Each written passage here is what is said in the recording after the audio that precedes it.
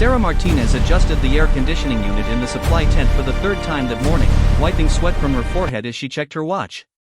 6:15.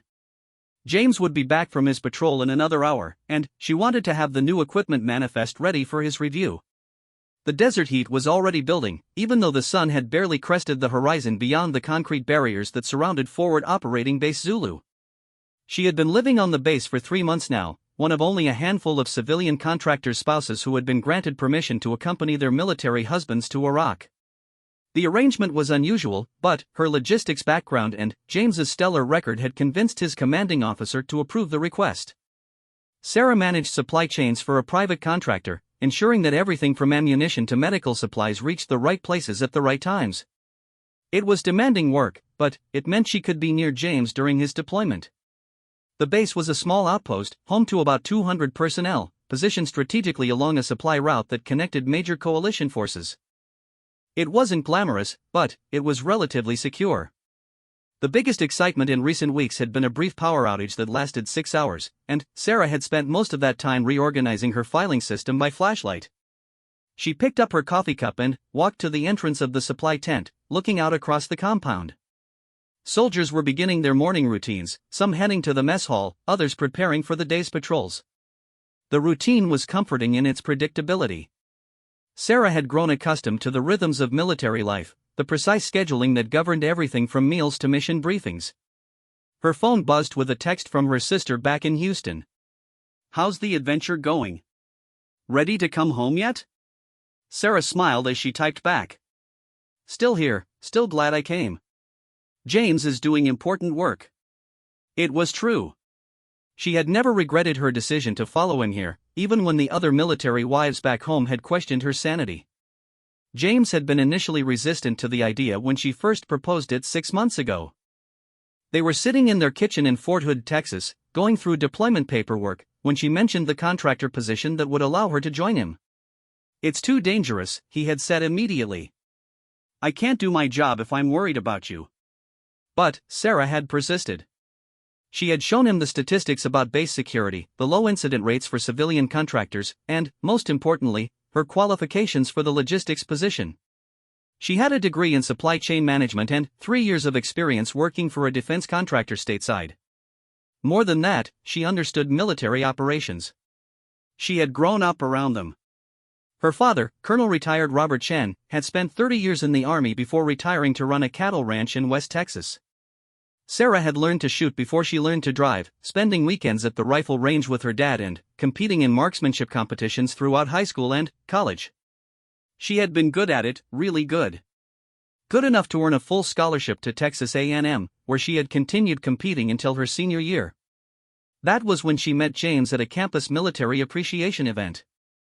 He was a young lieutenant then, confident and passionate about his career. They talked for hours that night about everything from military history to their shared love of old Western movies. 6 months later, they were engaged. 2 years after that, they were married in a small ceremony at her father's ranch. James had known about her shooting background, of course, but it was something from her past. After college, she had put away her rifles and focused on building her career. The competitive shooting circuit required extensive travel and training time that didn't fit with her new life as a military wife. She had sold her competition rifles and bought a small pistol for home protection, but that was the extent of her involvement with firearms. Now, standing in the morning heat of an Iraqi forward operating base, those skills felt like a lifetime ago. Sarah had touched a rifle exactly twice since arriving at the base, both times during mandatory familiarization training for civilian contractors. She had performed adequately, hitting the required targets at basic distances, but nothing that would indicate her previous expertise. She had intentionally kept her scores modest, not wanting to draw attention or complicate her status as a non-combatant. The routine training had been conducted by Sergeant First Class Rodriguez, a patient instructor who worked with all the civilian personnel. He had complimented her natural stance and steady hands but had not pressed for details about her background. Sarah preferred it that way. She was here to do logistics work, not to relive her competitive shooting days. Her laptop chimed with an email notification. The morning supply report from the Central Distribution Center. Sarah walked back to her desk and began reviewing the incoming shipment details. 3 pallets of medical supplies, 2 of ammunition, and 1 containing replacement parts for vehicles. Standard weekly delivery, scheduled to arrive by helicopter at 10:00 hours. She cross-referenced the manifest with her current inventory levels, noting that they were running low on certain antibiotics and pain medications. The base medical officer had mentioned the shortage yesterday during the daily briefing. Sarah made a note to prioritize the medical pallet during unloading and to personally verify the controlled substances count. Outside, she could hear the morning briefing beginning in the command tent. James's voice carried faintly through the desert air as he reported on the previous day's patrol results. His unit had been conducting route security missions, escorting supply convoys through potentially dangerous areas. It was dangerous work, but James had 8 years of experience and one of the best teams on the base. Sarah felt the familiar mixture of pride and worry that accompanied thoughts of James's missions. She supported his career completely, understood the importance of what he was doing, but she never stopped being aware of the risks.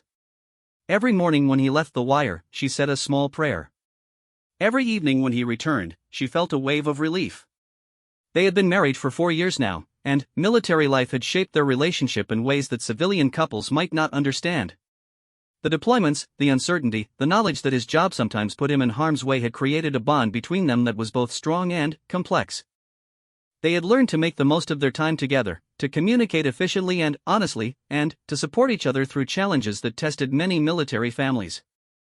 Coming to Iraq together had been an unexpected gift in that regard. Instead of counting down days until his return from deployment, they were sharing the experience.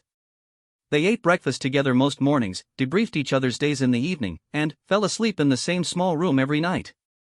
It wasn't exactly a normal married life, but it was theirs. A knock on the tent flap interrupted her thoughts. "Mrs. Martinez? Package for you." Private Jenkins, barely 19 years old and perpetually cheerful, handed her a small box from the mail delivery. Sarah thanked him and checked the return address. Her sister had sent another care package, this one filled with her favorite coffee and some paperback novels.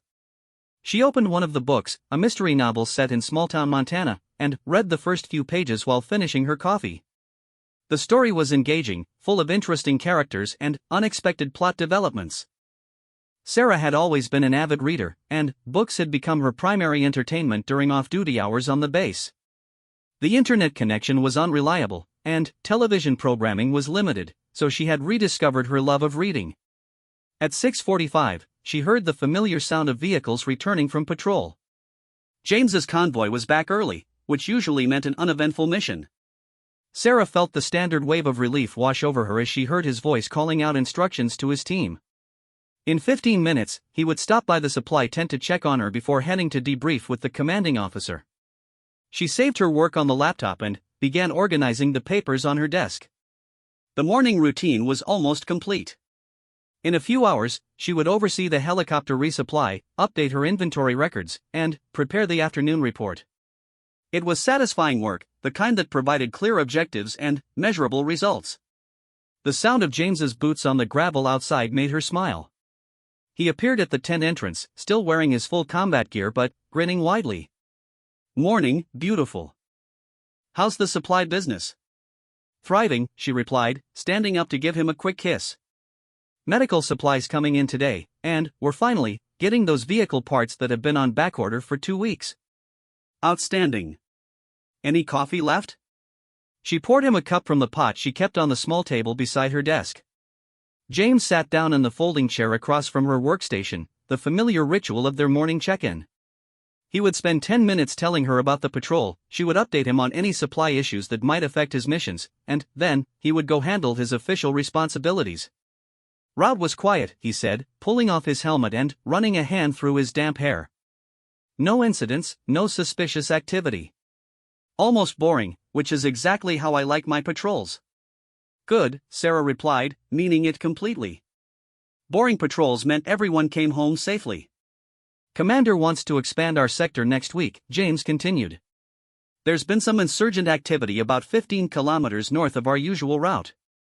Nothing major, but Command wants us to start doing presence patrols in that area." Sarah nodded, making a mental note to review the supply requirements for extended patrols. More fuel, more water, possibly overnight rations if the missions extended beyond single-day operations. They talked for a few more minutes about logistics and schedules, the comfortable conversation of a married couple who understood each other's work. At exactly 7 o'clock, James finished his coffee and stood up to leave. "See you at lunch?" he asked. "Absolutely. I'll have the afternoon supply report finished by then." He gave her another quick kiss and headed toward the command tent. Sarah watched him walk away, noting the confident way he moved even when loaded down with gear. After 4 years of marriage, she still found herself admiring his professionalism and dedication. She turned back to her work, opening the laptop to review the morning email traffic. 3 new messages from the supply depot, 2 from her contracting company's headquarters, and 1 from the base medical officer confirming the antibiotic shortage. The sun was getting higher now, and the temperature was climbing steadily. By noon, it would be over 100 degrees. Sarah adjusted the air conditioning again and settled in for what looked like a routine Tuesday morning at Forward Operating Base Zulu. At 6:28, she was typing a response to the medical officer's email when the first mortar shell screamed overhead. The sound was unmistakable and terrifying, a high-pitched whistle that seemed to split the air itself. Sarah's hands froze over the keyboard as the shell impacted somewhere behind the command tent, the explosion shaking the ground beneath her feet and rattling every piece of equipment in the supply tent. For a moment, there was complete silence. Then, the base alarm began wailing, and she heard the first shouts of incoming. "Take cover." Sarah's training kicked in immediately. She dropped to the floor beside her desk, away from the tent walls and any potential flying debris. Her heart was pounding, but her mind was clear. This was what she had been briefed on during her first week on base, the scenario that everyone hoped would never happen but that everyone prepared for. The second mortar shell landed closer, near the vehicle maintenance area. The third was even closer, somewhere near the living quarters. Sarah could hear voices shouting orders, boots running on gravel, and the distinctive sound of weapons being readied for combat. She reached for the radio on her desk, the one that connected her to the base command frequency. The voices coming through were urgent but controlled, professional soldiers responding to contact with the enemy. James's voice was among them, calm and clear as he reported his unit's status and requested orders. "Base is under attack," someone said over the radio. "Multiple mortars, suspected small arms fire from the northeast. All personnel to defensive positions." Sarah realized that she was still lying on the floor of a supply tent that offered virtually no protection from incoming fire. She needed to get to the bunker that had been designated for civilian personnel, a reinforced structure near the center of the base. But that meant leaving the relative safety of her position and moving across open ground while the base was under attack. Another mortar shell landed, this one close enough that she could feel the heat from the explosion. Dust and debris rained down through the tent ceiling. Sarah made her decision. She grabbed her personal protective equipment from the hook beside her desk, the helmet and body armor that all civilian contractors were required to keep readily available. As she strapped on the gear, Sarah's mind flashed back to conversations with her father about staying calm under pressure, about thinking clearly when everything around you was chaos. She had never imagined that those lessons would be relevant in a place like this, but she was grateful for them now. She took a deep breath, checked to make sure the radio was clipped to her vest, and prepared to make the run to the civilian bunker. Outside the tent, she could hear gunfire now, the sharp crack of rifles and the deeper sound of machine guns. The attack was escalating from mortars to direct fire, which meant enemy forces were close enough to target individual positions on the base. Sarah pushed aside the tent flap and looked out across the compound.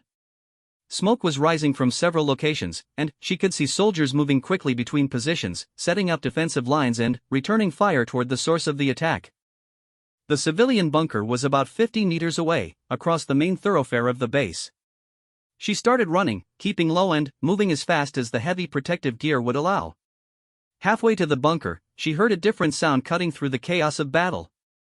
It was sharp and precise, the distinctive crack of a sniper rifle.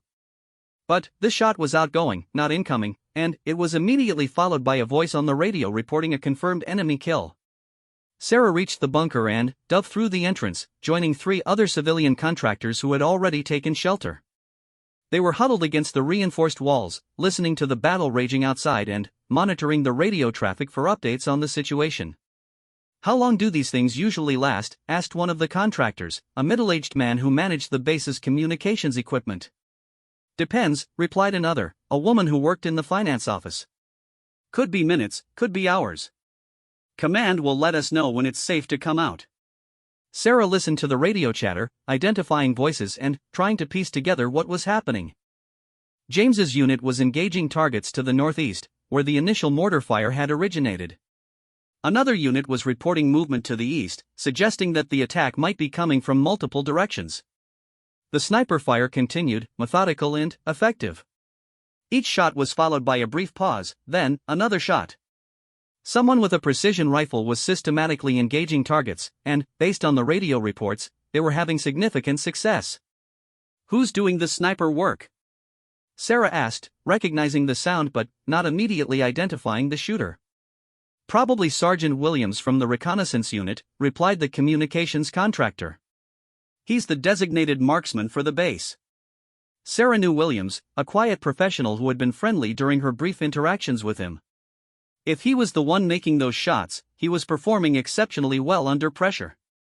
The battle continued for another 20 minutes, with periodic mortar shells landing on or near the base and continuous small arms fire from the perimeter. Sarah tracked the progress through radio reports and the gradually changing sound of the gunfire. The enemy seemed to be withdrawing, with longer gaps between incoming rounds and fewer reports of new targets. Finally, the base commander's voice came over the radio with the words everyone was waiting to hear: all stations, all stations. Enemy contact has ceased. Maintain defensive posture but prepare for damage assessment. Sarah and the other contractors waited another 10 minutes before receiving permission to leave the bunker. As they emerged into the daylight, the scene was sobering but not as devastating as it had sounded during the height of the battle.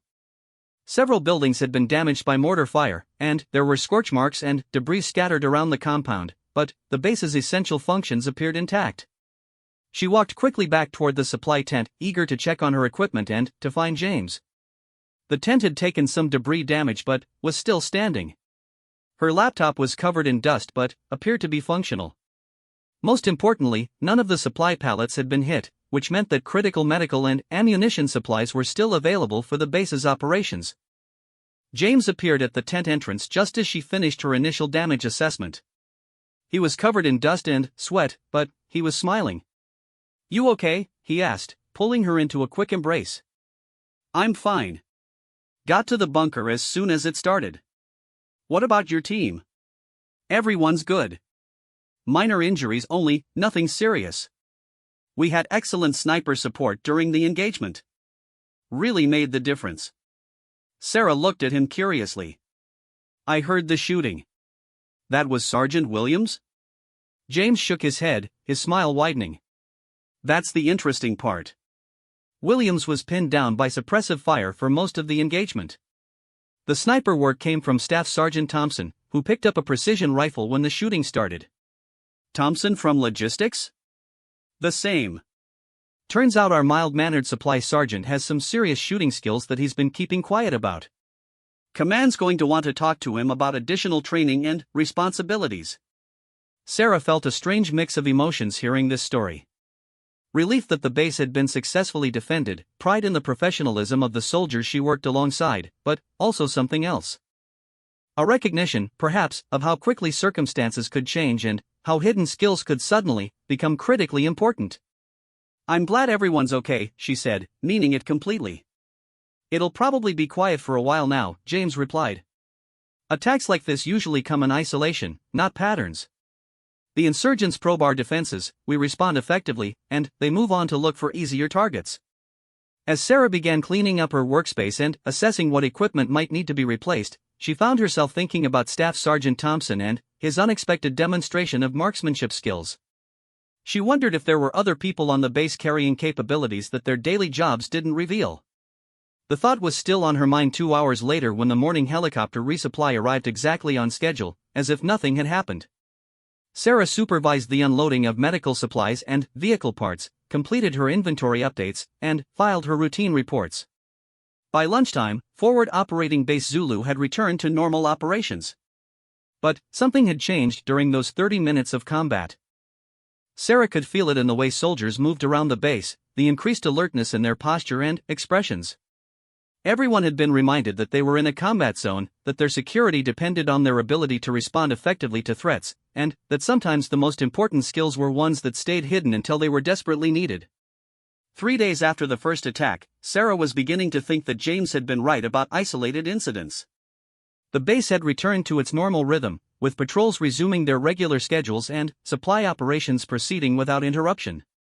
She had completed the damage assessment paperwork and arranged for replacement of the equipment that had been destroyed by debris, and life seemed to have settled back into its predictable patterns. That changed at 4:30 in the morning on Friday when the base alarm wailed again. This time, Sarah was ready. She had kept her protective gear beside the bed every night since Tuesday, and she had memorized the fastest route from her quarters to the civilian bunker. She was dressed and moving within 30 seconds of the first alarm tone, with James already gone to his combat position. The second attack was different from the first. Instead of mortars followed by small arms fire, this assault began with rocket-propelled grenades targeting specific buildings, followed immediately by coordinated small arms fire from 3 different directions.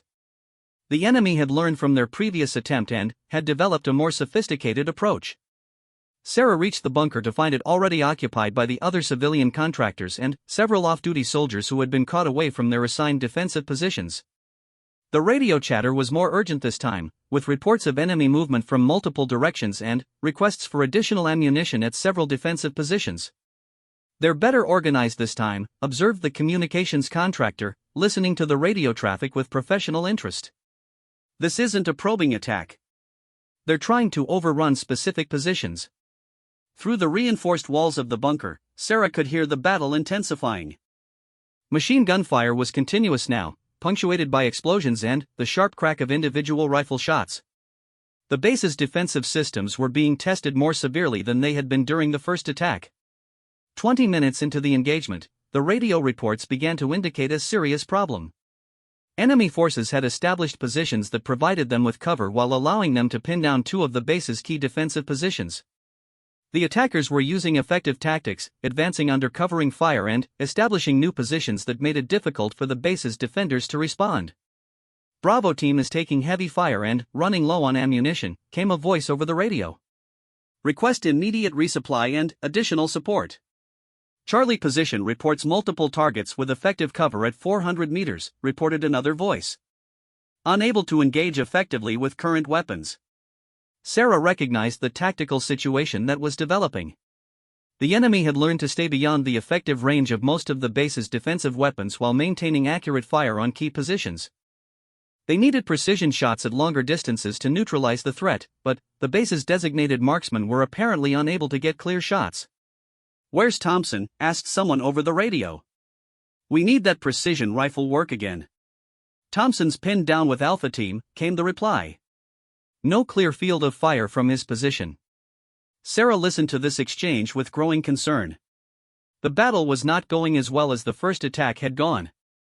The enemy had adapted their tactics, and the base's defenders were struggling to respond effectively to the new challenge. "Williams is down," reported another voice. "Took shrapnel from an RPG. Need medical at checkpoint 3. Sarah felt a cold knot form in her stomach. Sergeant Williams was the base's other skilled marksman, and if he was injured, the defenders were losing critical capability at exactly the moment when they needed it most. The radio traffic continued, painting a picture of a base under serious pressure. Enemy forces were maintaining their attacks from covered positions while the defenders struggled to bring effective fire to bear on them. Several soldiers had been injured, ammunition was running low at key positions, and the tactical situation was becoming increasingly difficult.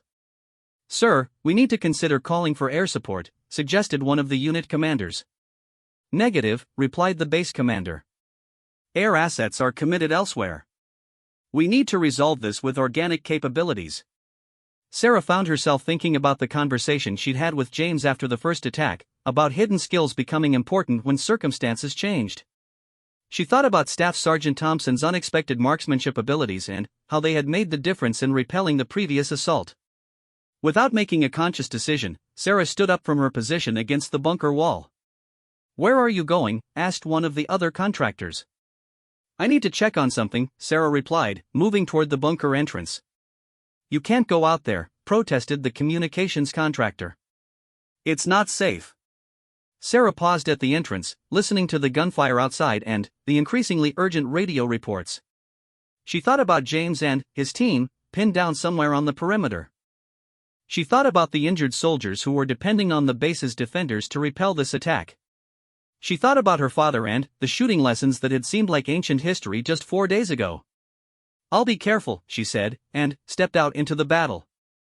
The scene outside the bunker was dramatically different from what she had experienced during the first attack. Smoke was thick in the air, reducing visibility and creating an eerie atmosphere as gunfire echoed from multiple directions. Sarah could see soldiers moving between positions, carrying ammunition and medical supplies to the defensive perimeters. She moved quickly toward the armory, staying low and using buildings for cover. The armory was a reinforced structure near the center of the base where weapons and ammunition were stored. If she was going to be useful in this situation, she would need access to a precision rifle and appropriate ammunition. The armory was staffed by Corporal Davis, a young soldier who was responsible for weapons maintenance and distribution. Sarah found him preparing additional magazines for delivery to the fighting positions. "Ma'am, you shouldn't be out here," he said immediately upon seeing her. "Corporal, I need to borrow a sniper rifle," Sarah said directly. Davis looked at her with confusion. "Ma'am, I can't issue weapons to civilian contractors. It's against regulations." "The regulations don't account for the current situation," Sarah replied calmly. "Your designated marksmen are either pinned down or injured, and your defensive positions are being overrun. I have the skills to help, but I need the equipment." "I don't understand, ma'am." Sarah looked at the young soldier, recognizing the conflict between his training and the extraordinary circumstances they faced. "Corporal Davis, are you familiar with my background?" "No, ma'am." "Just that you're married to Captain Martinez and you work in supply. Before I came here, I was a competitive marksman for 6 years. I won 3 state championships and placed second in nationals twice. I can make shots that will help break up those enemy positions, but I need a precision rifle to do it." Davis stared at her for a moment, processing this information while gunfire continued outside. "Ma'am, even if that's true, I still can't issue weapons without proper authorization." "Then, get me someone who can authorize it," Sarah said firmly. Davis reached for his radio, then hesitated. "The base commander is kind of busy right now, ma'am." Sarah could hear the frustration in his voice, the recognition that normal procedures didn't quite fit the current emergency. She decided to take a different approach. "Corporal, what's your assessment of how the battle is going?" Davis considered the question seriously. "Honestly, ma'am, not great. The enemy has better positions this time, and we're having trouble engaging them effectively." "And what happens if we can't break up their attack?" "They could potentially overrun our defensive positions," Davis admitted reluctantly. Sarah nodded. "So the choice is between following peacetime regulations and potentially losing the base, or making an exception that might save lives." Davis was quiet for a long moment, listening to the radio reports of wounded soldiers and dwindling ammunition. Finally, he made his decision. "Ma'am, if you're really qualified to use a precision rifle, there's an M24 sniper system that's been zeroed and ready. But I need you to understand that I'm taking a huge risk by doing this." "I understand completely, and I take full responsibility for requesting it." Davis led her to the weapons rack and retrieved the M24 system, a bolt-action rifle specifically designed for precision shooting at extended ranges. He also provided a spotting scope and appropriate ammunition, talking her through the weapon's specific characteristics and the environmental conditions that might affect her shots. "The rifle is zeroed for 500 meters, he explained. "Wind is currently light and variable from the northeast. Temperature is about 95 degrees. Sarah examined the weapon, checking the scope settings and testing the bolt action. It was a high-quality system, well-maintained and properly configured. She felt the familiar comfort of a precision rifle in her hands, the balance and weight distribution that brought back memories of countless hours at the range with her father. "I need to get to an elevated position with clear fields of fire toward the enemy positions," she said. Davis considered this. "The command bunker has a good observation post on the roof. It's got sandbag protection and clear sight lines in multiple directions. Can you get me there?" "Yes, ma'am." "Follow me." They moved quickly across the compound, using buildings and defensive positions for cover while making their way toward the command bunker. The journey took 5 minutes and required them to wait twice for enemy fire to shift to other targets before moving. The command bunker was a reinforced concrete structure that served as the base's tactical operations center during combat. The observation post on its roof was accessed by an internal ladder and, protected by sandbags arranged to provide cover while allowing observation in all directions. Sarah climbed to the position and immediately began assessing the tactical situation. Through the spotting scope, she could see enemy positions that had been established in ruins and natural cover about 400 to 600 meters from the base perimeter. The attackers had chosen their positions well, using terrain features that provided protection while allowing them to maintain effective fire on the base's defensive positions. She could also see why the base's defenders were having difficulty. The enemy positions were at ranges that challenged most of the standard infantry weapons, and the available cover made it difficult to achieve precision shots. What was needed was accurate fire that could penetrate the enemy's cover or force them to abandon their advantageous positions. Sarah set up the rifle on the sandbag rest and began the process of range estimation and environmental assessment that preceded any precision shot. The skills came back naturally, muscle memory and mental processes that had been developed through years of training and competition. Her first target was an enemy machine gun position that had been maintaining suppressive fire on one of the base's key defensive positions. The machine gunner was partially concealed behind a concrete wall, but Sarah could see enough of his position to make an accurate shot. She adjusted the scope for range and windage, controlled her breathing, and squeezed the trigger with the smooth, consistent pressure that her father had taught her years ago. The shot was perfect, striking the machine gunner's center mass and immediately silencing his weapon. The effect on the battle was immediate and dramatic. The base's defenders, no longer pinned down by the machine gun fire, were able to advance their positions and bring more effective fire to bear on other enemy positions. Sarah quickly identified her next target, an enemy rifleman who had been engaging one of the base's observation posts. The range was longer, about 550 meters, but the target was clearly visible through the scope. She made the necessary adjustments and fired again, another precise shot that neutralized the threat. Over the next 15 minutes, Sarah systematically engaged enemy positions that were providing the most effective fire against the base's defenders. Each shot was carefully planned and precisely executed, targeting enemies who were in positions that made them difficult to engage with standard infantry weapons. The radio traffic began to change as the tactical situation shifted in favor of the defenders. Reports of effective sniper fire came from multiple positions, and commanders began reporting that enemy fire was decreasing in intensity and accuracy. "Unknown sniper, this is base commander," came a voice over the radio. "Outstanding work. Continue engaging targets of opportunity." Sarah continued her methodical engagement of enemy positions, working through her ammunition supply while maintaining the precise, disciplined approach that had made her successful in competition. Each shot was an individual problem to be solved, requiring assessment of range, wind, and target characteristics. By the time she fired her 20th round, the enemy attack was collapsing. The precision fire had disrupted their coordinated assault, forcing them to abandon their prepared positions and retreat to locations that offered concealment but eliminated their ability to maintain effective fire on the base. All stations, came the base commander's voice. "Enemy forces are withdrawing. Maintain defensive posture but prepare for casualty evacuation and damage assessment." Sarah set down the rifle and took a deep breath, feeling the adrenaline that had sustained her through the engagement begin to subside.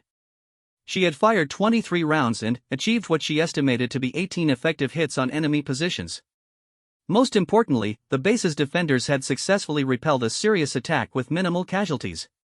Corporal Davis appeared at the top of the ladder, his face showing a mixture of relief and amazement. "Ma'am, that was incredible shooting.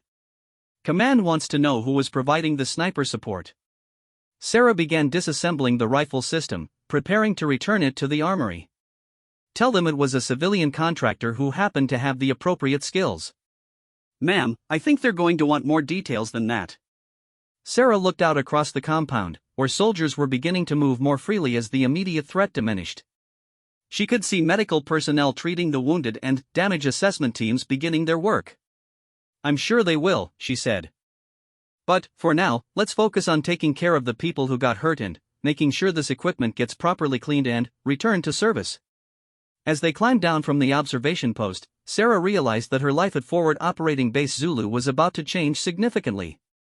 The skills that she had kept hidden for the sake of maintaining her status as a non-combatant had just been revealed in the most dramatic way possible. James was waiting for her at the bottom of the ladder, still wearing his combat gear but with an expression of amazement and pride that she had never seen before. "Sarah, what the hell did you just do?" he asked. "I helped," she replied simply. "You helped? You single-handedly broke up their attack. Where did that come from?" Sarah looked at her husband, the man who knew almost everything about her but who had never seen her in a combat situation. "It came from my father's ranch in Texas and 6 years of competitive shooting." "Same place it always came from." James stared at her for a moment, then pulled her into an embrace. "You saved a lot of lives today. We all saved lives today. I just happened to be in a position to contribute in a way that I hadn't expected." As they walked back toward the supply tent, Sarah was already thinking about the conversations that would follow. The base commander would want a detailed briefing. Her contracting company would need to be notified about her change in duties. Most importantly, she and James would need to discuss how this development would affect their relationship and their future plans. But, for now, she was content to walk beside her husband across the compound of Forward Operating Base Zulu, knowing that when her skills had been needed, she had been ready to use them. The briefing with Lieutenant Colonel Morrison, the base commander, took place 6 hours after the attack ended. Sarah sat in the command bunker conference room, still wearing the dusty civilian clothes she had put on that morning, facing a table of senior military officers who were trying to understand exactly what had happened during the engagement. "Mrs. Martinez," began the colonel, "I need to be clear about something from the start. What you did today was extraordinary, and it probably saved lives. But it also created a significant administrative and legal situation that we need to address." Sarah nodded, having expected this conversation. "I understand, sir. Can you walk us through your decision-making process when you left the civilian bunker?" Sarah had spent the previous hours thinking about how to explain her actions, how to articulate the thought process that had led her to pick up a rifle during a combat engagement. "Sir, I was listening to the radio traffic and realized that the base was in serious tactical difficulty. The designated marksmen were either injured or unable to engage effectively, and enemy positions were causing significant problems for our defensive positions." "And you felt qualified to address that situation?" "Sir, I felt that I had skills that could potentially help, and that the circumstances were serious enough to warrant the risk of using those skills." Major Stevens, the base operations officer, consulted a folder in front of him. "Mrs. Martinez, we've reviewed your personnel file, and there's no indication of military training or combat experience. Can you explain where you acquired the marksmanship skills you demonstrated today?" Sarah spent the next 20 minutes detailing her shooting background, from her childhood training with her father through her collegiate competition career. She described the level of training she had maintained and the specific skills that had enabled her to engage effectively at the ranges and under the conditions present during the attack. "You mentioned that you intentionally kept your scores modest during the contractor familiarization training," observed Captain Richardson, the base intelligence officer. "Why did you choose to conceal your abilities?" "Sir, I came here as a logistics contractor to support my husband's deployment. I didn't want to complicate that role by introducing questions about combat capabilities or potential conflicts with my non-combatant status." Lieutenant Colonel Morrison leaned back in his chair, considering her response.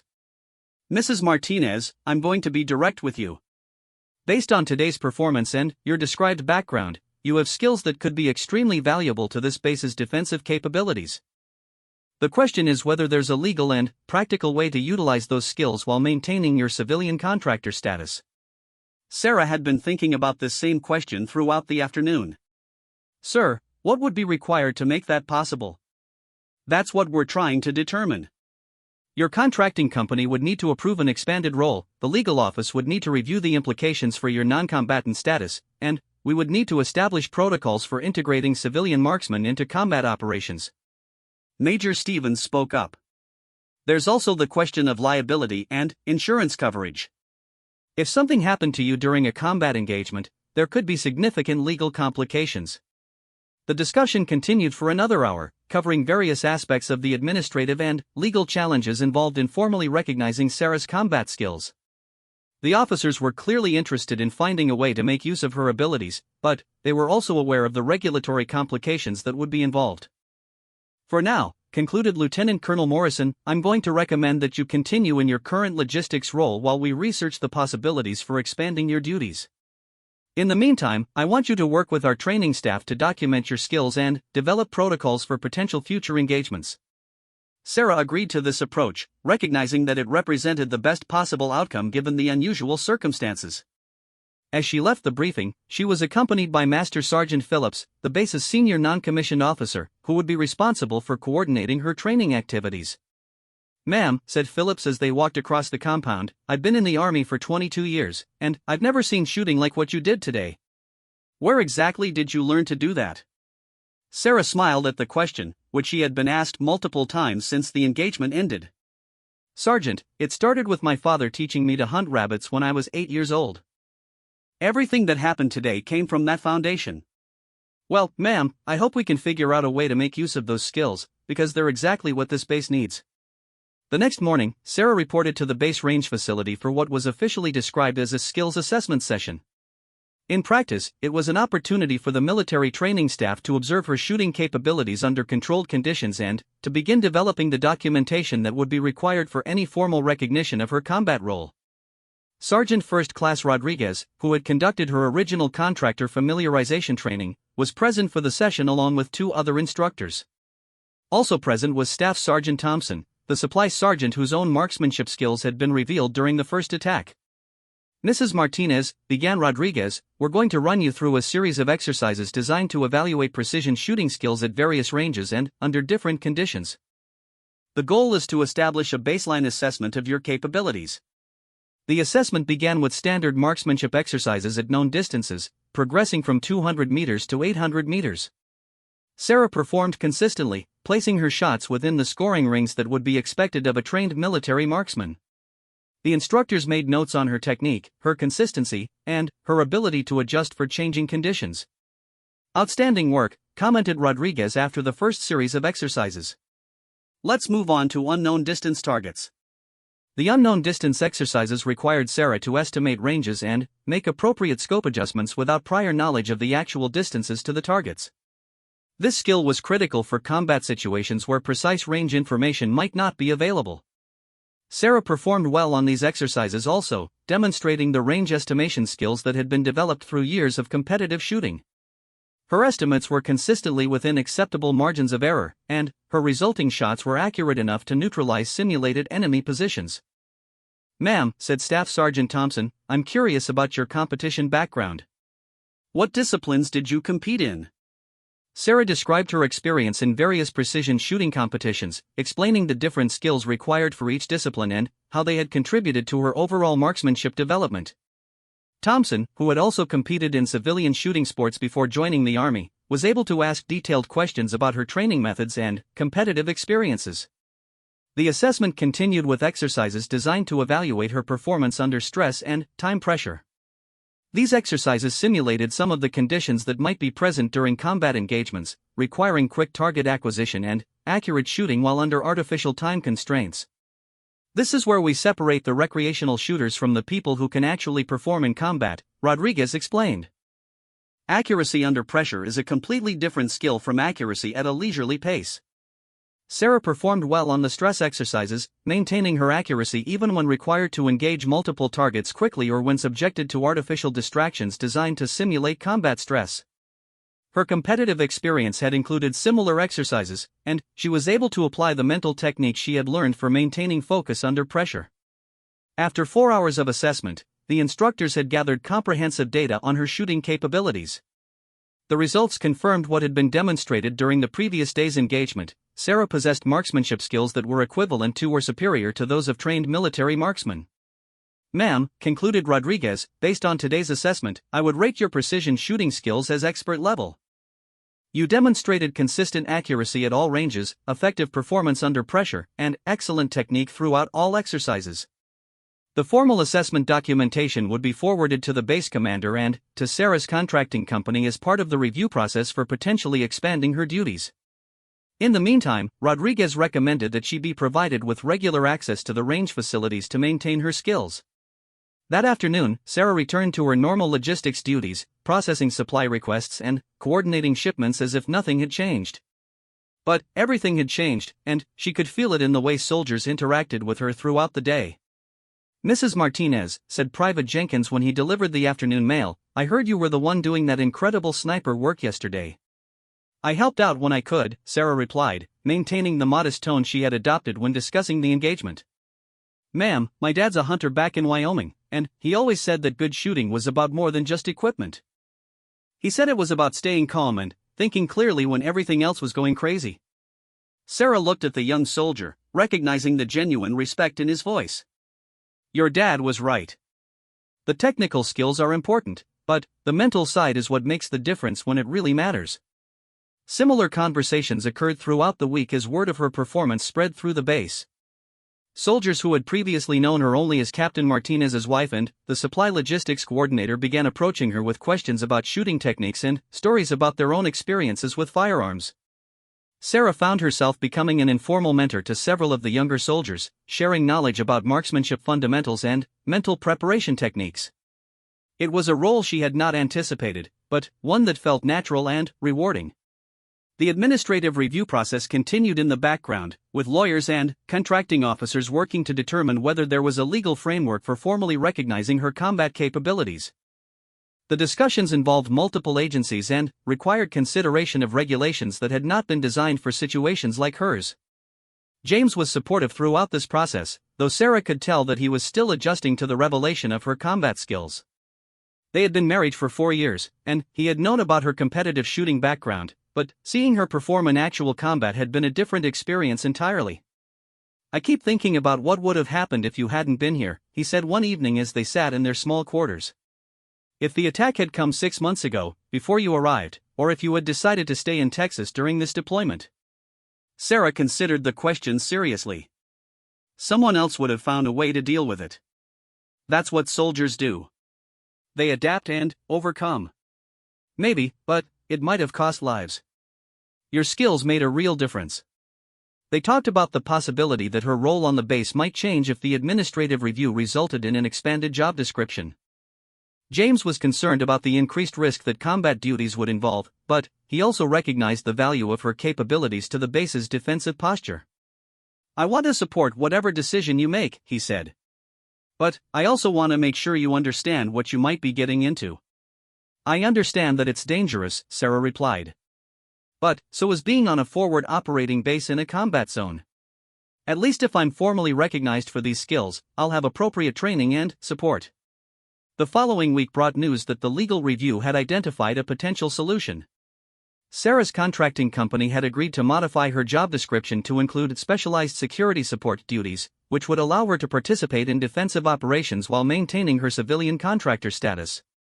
The arrangement would require additional training in military procedures and communication protocols, as well as regular assessments to ensure that her skills remained at acceptable levels. But it would formally recognize her combat capabilities and provide the legal framework for her participation in future defensive engagements. Mrs. Martinez, said Lieutenant Colonel Morrison when he called her in to discuss the results of the review, this is an unusual situation, and we're essentially creating a new model for civilian contractor involvement in combat operations. Are you comfortable with taking on this expanded role? Sarah had spent considerable time thinking about this decision, weighing the risks against the potential benefits to the base's defensive capabilities. Sir, I'm comfortable with it. I think I can make a valuable contribution, and I want to help protect the people I work with. Outstanding. We'll begin the additional training next week, and we'll develop protocols for integrating you into our defensive planning.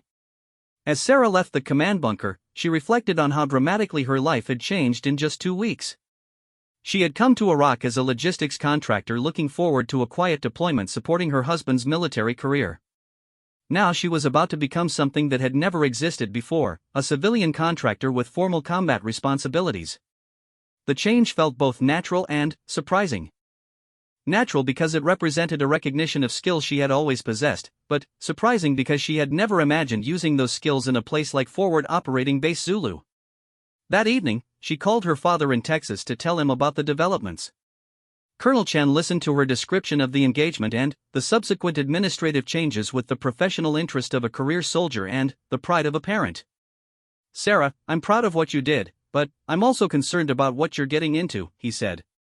Combat is different from competition, and the stakes are a lot higher when people are shooting back. I know, Dad. But I also know that I have skills that can help protect people, and I think I have a responsibility to use them when they're needed. That's the right attitude. Just remember that your first priority is to come home safely to your husband and to your family.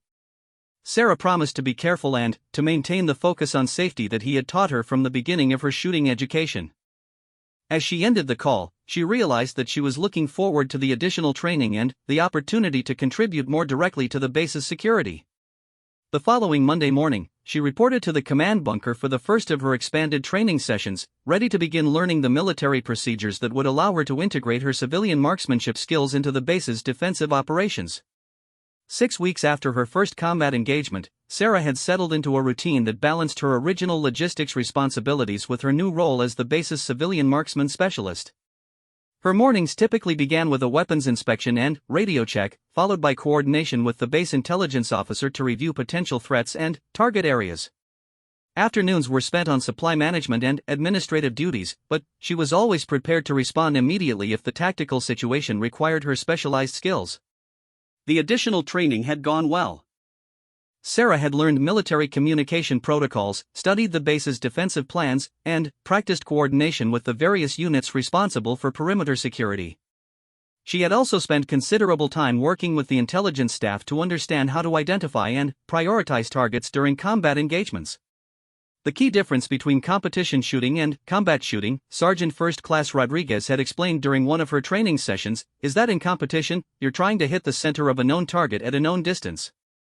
In combat, you're trying to neutralize threats that may be moving, partially concealed, and shooting back at you. Sarah had adapted well to these different requirements.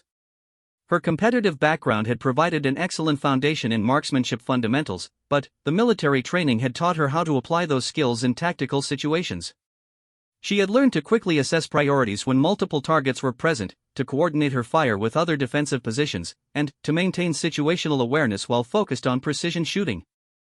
The base had experienced 2 minor probing attacks during the 6 weeks since her formal integration into the defensive plan, but neither had escalated to the level requiring her intervention.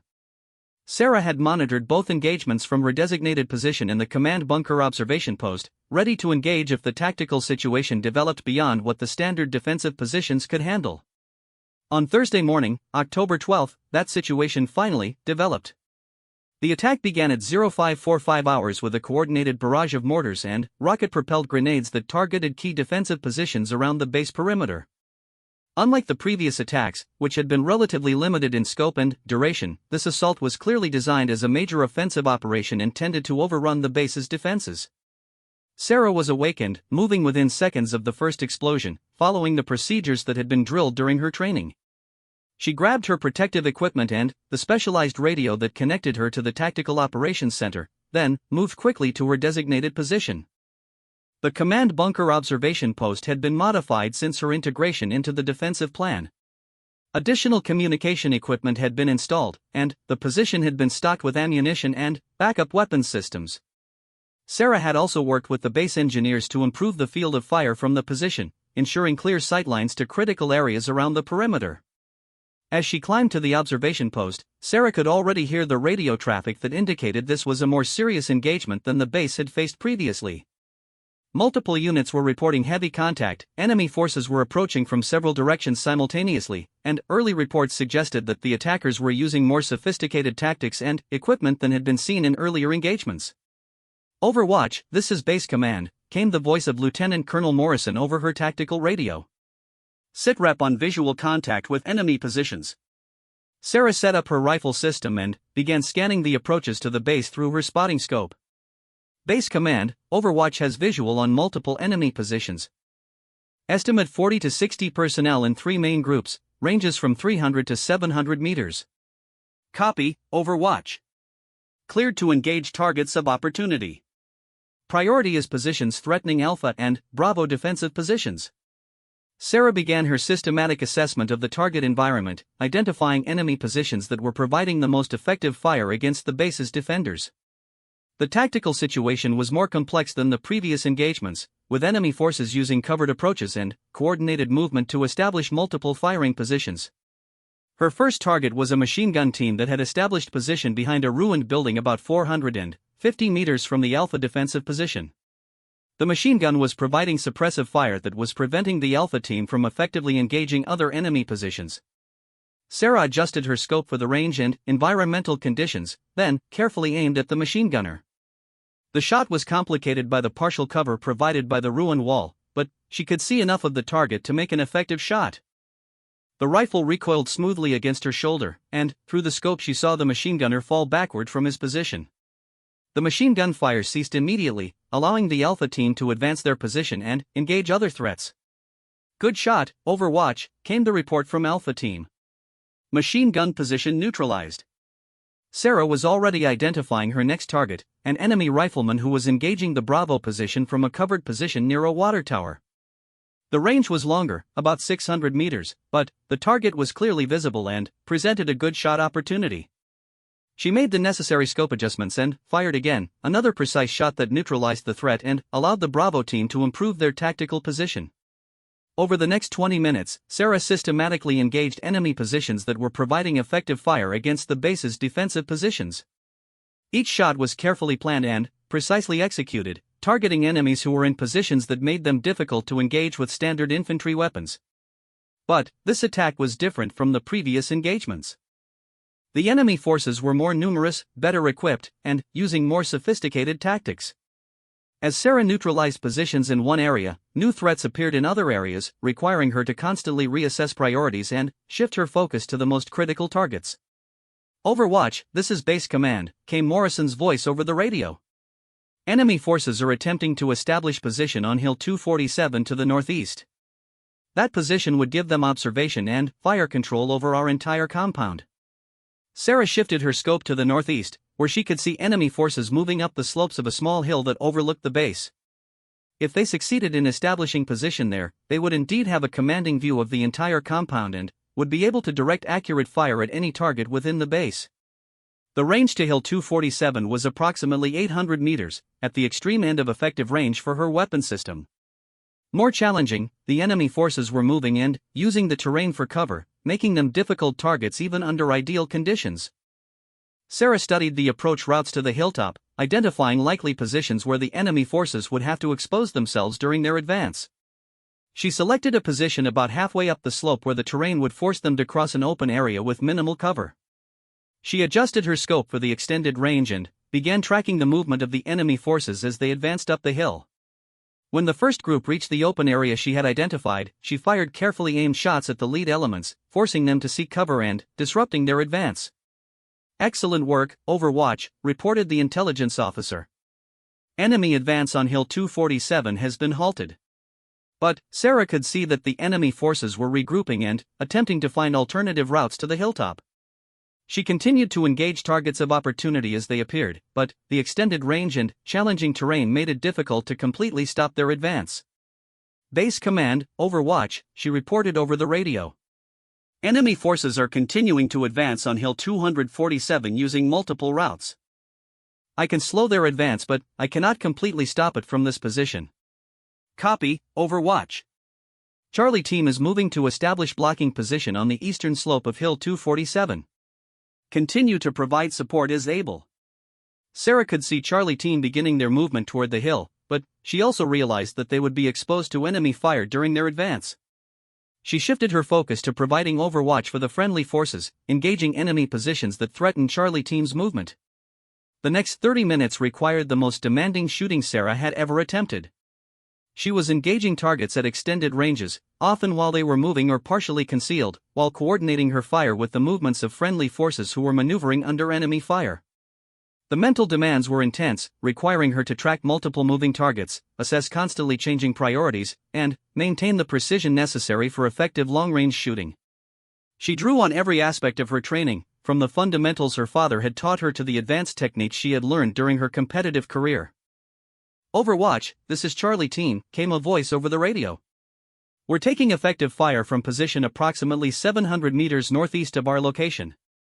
Can you provide support?" Sarah located the enemy position that was engaging Charlie team and realized it was one of the most challenging shots she had attempted. The target was partially concealed, at extreme range, and located on terrain that required her to compensate for both elevation and wind effects. She made careful adjustments to her scope and spent several moments studying the wind conditions and environmental factors that would affect the shot. When she was satisfied with her calculations, she controlled her breathing and fired with the smooth trigger control that had been drilled into her through thousands of practice rounds. The shot was perfect, striking the enemy rifleman and immediately stopping the fire that had been threatening Charlie Team's advance. Outstanding shot, Overwatch, reported Charlie Team. Threat neutralized. Continuing advance to blocking position. The battle continued for another hour, with Sarah providing continuous precision fire support for the base's defensive operations. She engaged 47 individual targets during the engagement, achieving what intelligence estimates later confirmed were 39 effective hits against enemy positions. Most importantly, her fire had been instrumental in preventing enemy forces from establishing the observation position on Hill 247 that would have given them a decisive tactical advantage over the base's defenses. All stations, finally, came Lieutenant Colonel Morrison's voice over the radio. Enemy forces are withdrawing from contact. Maintain defensive posture but prepare for casualty evacuation and damage assessment. Sarah set down her rifle and took the first relaxed breath she had drawn in over 2 hours. Her hands were steady, but she could feel the accumulated stress of the engagement in the tension in her shoulders and the slight tremor in her legs. The observation post was littered with empty brass casings, evidence of the sustained fire she had maintained throughout the engagement. She had fired 93 rounds during the battle, more than in any single engagement during her competitive career. Master Sergeant Phillips appeared at the top of the ladder, carrying a bottle of water and wearing an expression of amazement and respect. "Ma'am, that was the most impressive display of marksmanship I've ever witnessed. Command estimates that your fire was directly responsible for repelling the enemy advance and preventing them from achieving their tactical objectives."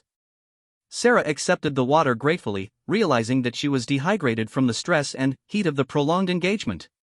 "How are our casualties, Sergeant?" "Light, ma'am. 3 wounded, none seriously. Without your support, intelligence estimates suggest we could have lost the base." Sarah looked out across the compound, where soldiers were beginning to move more freely as the immediate threat diminished. Smoke was rising from several impact points where enemy mortars had struck, but the base's essential functions appeared intact. James appeared at the observation post 20 minutes later, still wearing his combat gear but with an expression of pride and relief that Sarah recognized from their previous engagements. "Sarah, what you did today was extraordinary," he said, embracing her carefully around her protective equipment. "We all did what we had to do," she replied. "I just happened to be in a position where I could contribute effectively." "The base commander wants to see you for a debrief in 1 hour," James continued. "But first, you need to eat something and get some rest." As they climbed down from the observation post, Sarah was already thinking about the after-action review that would follow. The engagement had tested every aspect of her training and had required her to perform at the absolute limits of her capabilities. But, more than that, it had confirmed that her decision to integrate her civilian marksmanship skills into the base's defensive operations had been the right choice.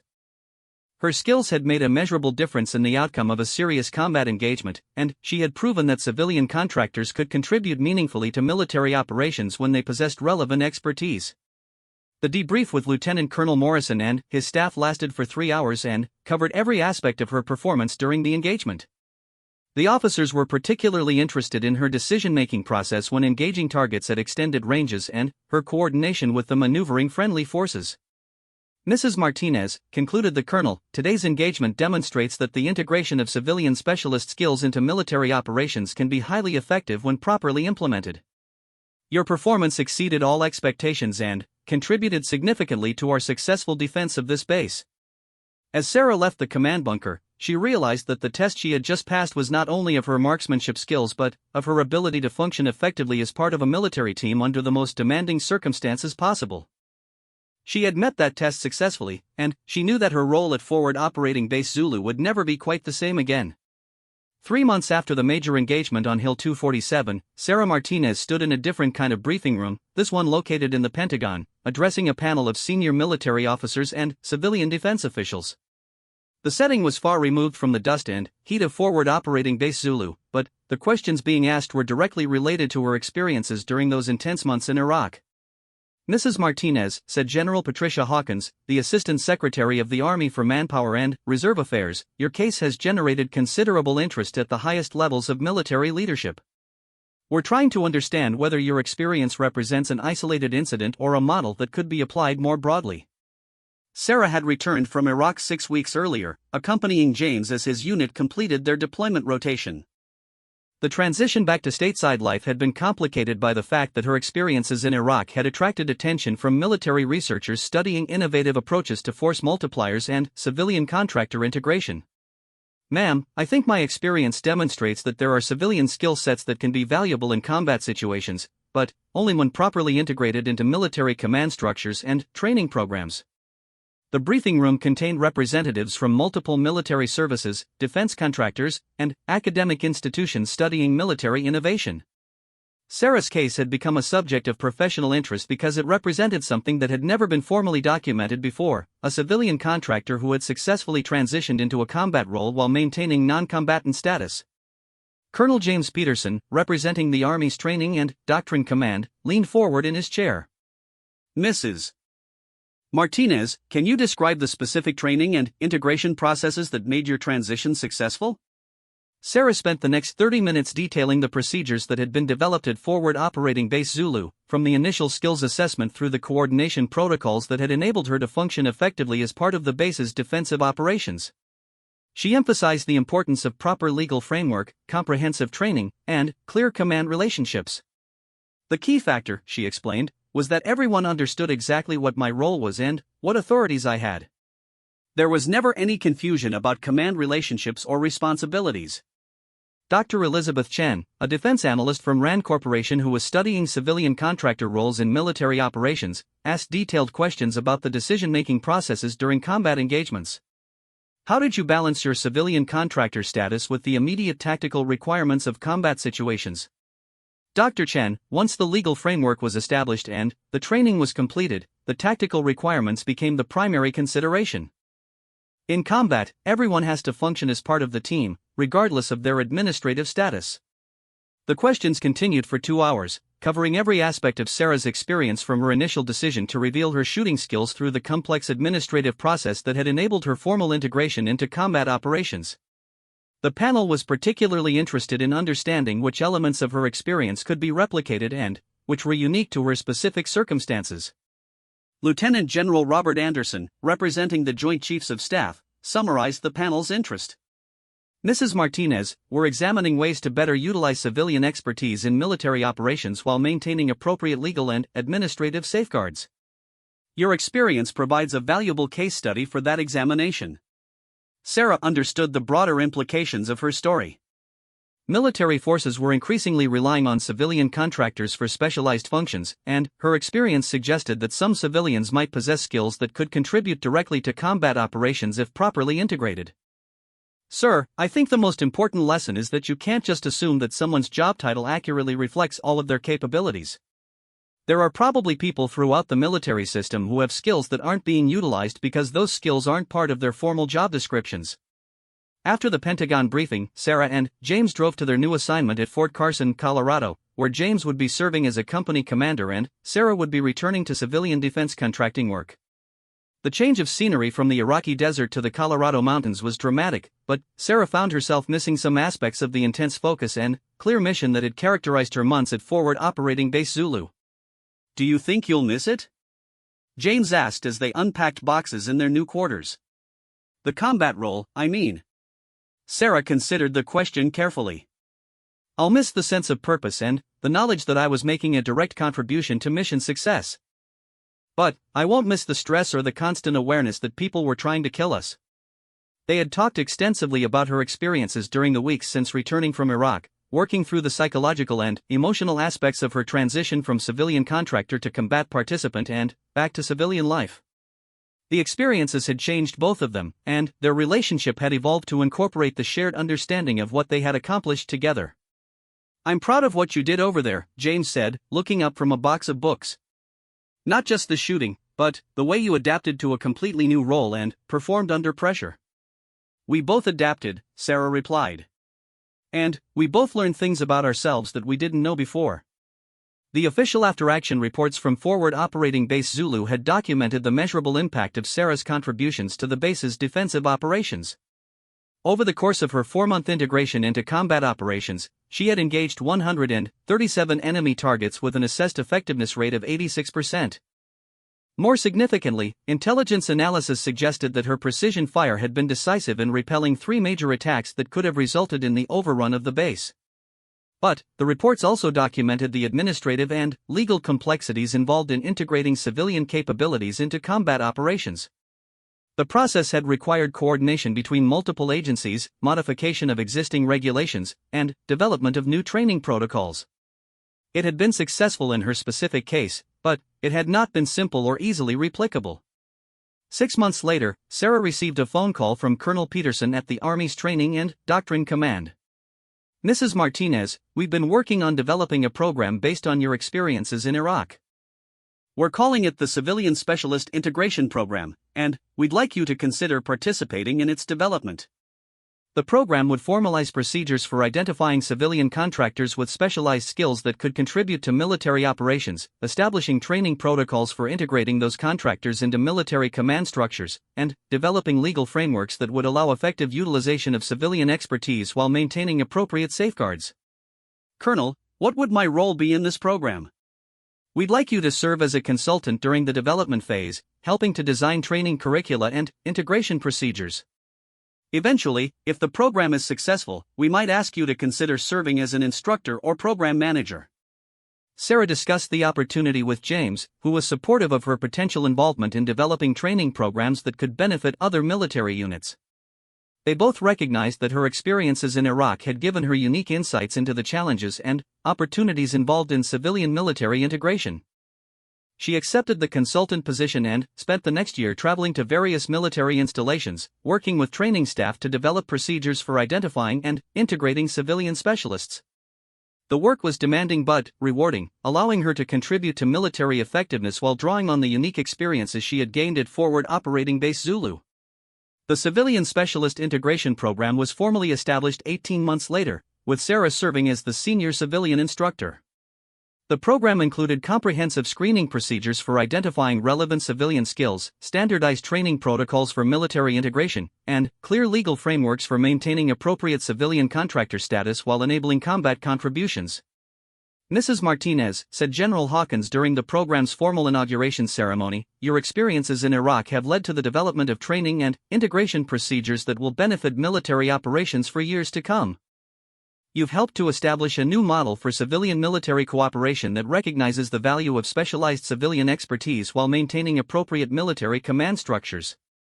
Sarah felt a sense of satisfaction in knowing that her unusual experiences had led to systemic improvements that would benefit other people in similar situations. The program would ensure that civilian contractors with relevant skills would have opportunities to contribute to military operations when appropriate, while also ensuring that proper training and legal safeguards were in place.